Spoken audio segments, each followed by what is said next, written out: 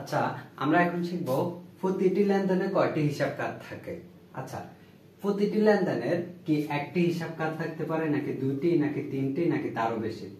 আমাদেরকে মনে রাখতে হবে যে আমাদের হিসাবগুলা যখন আমরা দাবাদা করি তখন দুইটা পক্ষ থাকে, একটা হচ্ছে ডেবিট, একটা হচ্ছে ক্রেডিট।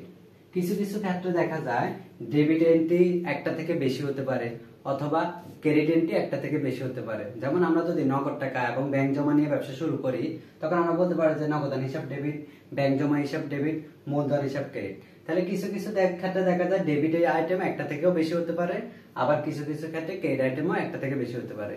তাহলে প্রতিটি লেনদেনে কয়টি হিসাব খাত থাকতে পারে?